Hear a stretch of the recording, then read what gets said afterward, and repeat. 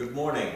Welcome to the United Church of Carver's Easter service, and I will be reading from the book of John and giving a reflection on this Easter morning's readings. The Gospel according to John, chapter 20. Early on the first day of the week, while it was still dark, Mary Magdalene came to the tomb and saw that the stone had been removed from the tomb. So she ran and went to Simon Peter and the other disciple, the one whom Jesus loved, and said to them, "They have taken the Lord out of the tomb, and we do not know where they have laid him." When Peter and the other disciple set out and went towards the tomb, the two were running together, but the other disciple outran Peter and reached the tomb first. He bent down to look in and saw that the linen wrapping lying there, but he did not go in. Then Simon Peter came, following him, and went into the tomb. He saw that the linen wrapping lying there and the cloth that had been on Jesus' head, not lying with the linen wrapping, but rolled up in a place by itself. Then the other disciple, who had reached the tomb first, also went in, and he saw and believed. For as yet they did not understand the scripture that he must rise from the dead. Then the disciples returned to their homes. But Mary stood weeping outside the tomb. As she wept, she bent over to look into the tomb, and she saw two angels in white, sitting where the body of Jesus had been lying. One at the head and the other at the feet. They said to her, "Woman, why are you weeping?" She said to them, "They have taken away my Lord, and I do not know where they have laid him." When she had said this, she turned around and saw Jesus standing there. But she did not know that it was Jesus. Jesus said to her, "Woman, why are you weeping? Whom are you looking for?" Supposing him to be the gardener, she said to him, "Sir, if you have carried him away, tell me where you have laid him, and I will take him away." Jesus said to her, "Mary." She turned and said to him in Hebrew, "Rabboni," which means teacher. Jesus said to her, "Do not hold on to me, because I have not yet ascended to the Father. But go to my brothers and say to them, I am ascending to my Father and your Father, to my God and your God." Mary Magdalene went and announced to the disciples, "I have seen the Lord," and she told them that she had said these things to her. Here ends this morning's reading.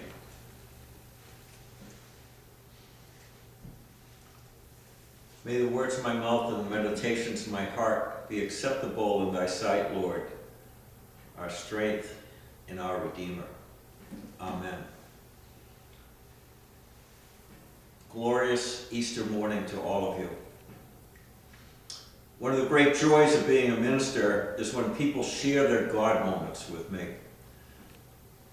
A seemingly simple moment that changed someone's life. Sometimes it's that moment when a couple falls in love, or a person addicted to substances realizes their addiction isn't who they are and they are ready for recovery. The aha moment when your life changes. At Christmas last December, we said everything changes with the birth of a child, is how we started the story of Jesus' journey to the cross. We would then logically say, after Friday, everything ends with death. However, when God is involved, we can't take anything for granted, because Easter is when God is trying to get our attention. In this morning's reading, an earthquake rolls away the stone in front of the tomb. That's one way to get your attention. God has our attention, but both Jesus and the angels say during this morning's reading, "Be not afraid and fear not." I look at the coronavirus worldwide shelter in place for many as a moment when God is getting our attention again.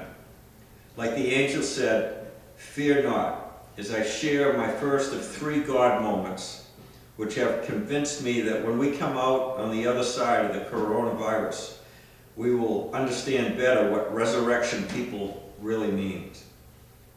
I rarely use the term hate, but I use it intentionally to introduce the first example of transformation. We often gloss over that hate resulted in the death of Jesus, and somehow we think we're above the emotion of hate.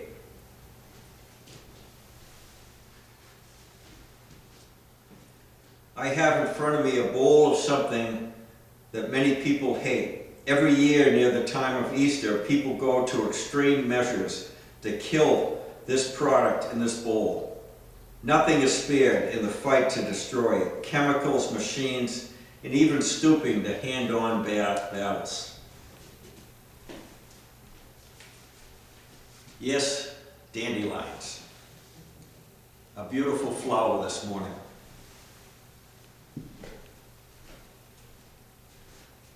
I won't go as far as to say that it is our burning bush moment, but think about the dandelion.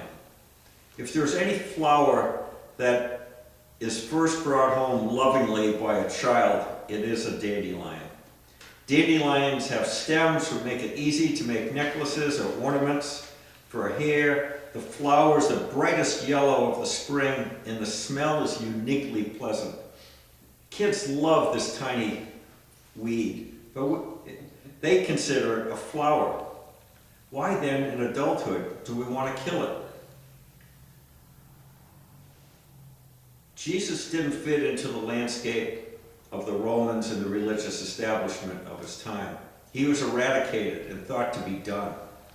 Pilate had washed his hands of him.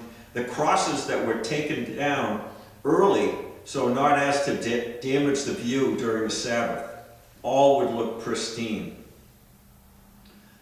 Myself, one year, the church I was with supported a school damaged by the hurricane in Puerto Rico.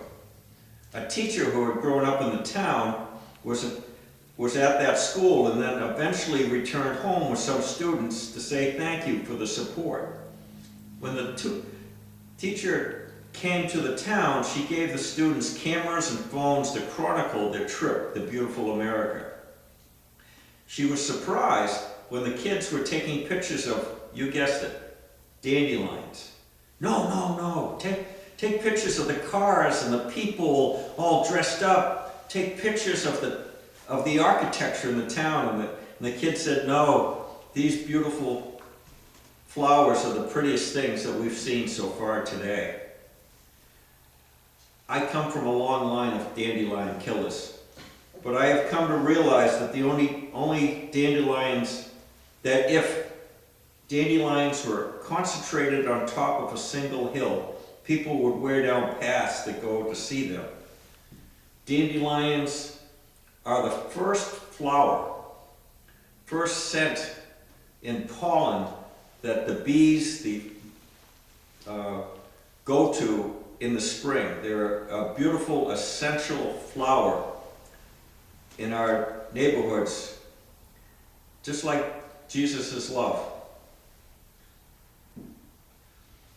The theologian Thomas More said, "You find the kingdom when you discover a way out of the limited vision given to you by your family and culture, when your old mind has been washed clean, when you accept yourself, when you discover the rewards and challenges of love, when you deal with your mortality." Lent, Easter, and especially this time of vulnerability to the virus has had us deal with our mortality and the mortality of the church. The sanctuary is empty, but if the message of resurrection requires us to climb an uncomfortable hill of electronic devices, so be it. We are a resilient Easter people, and we can start over anytime, loving things we used to love, seeing nature as a child, and not being afraid of new beginnings. We at Easter tell the old story of the stone being rolled away and finding the empty tomb. Leading up to the empty tomb is the story of my favorite Pharisee, Nicodemus. He was the one who literally took Jesus' sayings when Jesus told him, "You need to be born anew." "How can an old man go back into their mother's womb?" was his reply. How can we be born anew this Easter, having sat in confinement for the last month? My second example is Mrs. Ruth Litchfield Marsh. Her story is going to explain what I believe is going to happen after this pandemic is over. Mrs. Marsh lived on a quiet road behind my house. She was old. I think she was in her late 50s or early 60s when I knew her. I usually only saw her at Halloween, or some of us helped rake her leaves in the fall. I actually interviewed her husband, George, for a history project.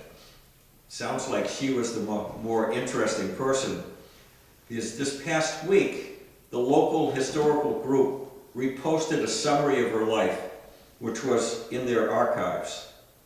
2 years after she graduated from nursing school, the pandemic of 1918 hit the Boston area hard. Mrs. Marsh was profoundly affected by what she saw and dedicated her life to public health and preventing the spread of diseases. She worked at the South Shore Hospital and the Hingham Visiting Nurses Association her whole life. I compare her reaction to a pandemic with how we responded to 9/11. We Americans went to war to fight terrorism after 9/11. The pandemic of coronavirus has been compared to a war, and how are we to respond? I look at Mrs. Marsh and see hope that we as a nation and the world will be reborn in our efforts to help humanity. Where at one time responded with guns and missiles, during this pandemic, guns and war are not the answer to our problems. It's what Jesus taught when he was asked, "Where did we help you?" "Lord, when we see you hungry and fed you, or thirsty and gave you something to drink. When did we see you a stranger and invite or needing clothes to clothe you? When did we see you sick or in prison and go to visit you?" The reply, "I tell you the truth, whatever you did for one of the least of those brothers of mine, you did for me." My last story of hope for this church in our time walked into the office. The church office is a person wanting to do volunteer work with the church. We always need volunteers, whether in the thrift shop or in the church office helping out, but we were getting ready to close all the activities due to the virus. Julian, our potential volunteer, was 8 months pregnant. What a gift for the church for an expectant mother to become active in the church, but the danger was obvious. What to do? She was enthusiastic when I suggested phone calls, so Julian began making phone calls to our church community. She would check in to let me know how the calls were going, and as the past month went on, she updated her pregnancy for me. The hospital had changed its birthing policy, so only essential doctors and nurses would be allowed in the room. I'm a guy and I have little knowledge about childbirth, except I know when a voice cracks. And then she told me even her mother would not be allowed in the birthing room. That I pray that we can surround her with our love. Our church-loving arms too distant for physical touch, but with her, before, during, and after the birth, we can embrace her. We have come full circle with our stories about how this Easter of confinement, I believe, will evolve into an Easter of resurrection. We anticipate a new birth to a mother in very unusual circumstances. Does that sound familiar as a story for church? We are re-energized by the dedication of first responders and healthcare workers to serve the greater good of the world. And my new favorite flower, the dandelion, and many other signs of spring are bursting forth to remind us of Jesus' resurrection and our rebirth this year.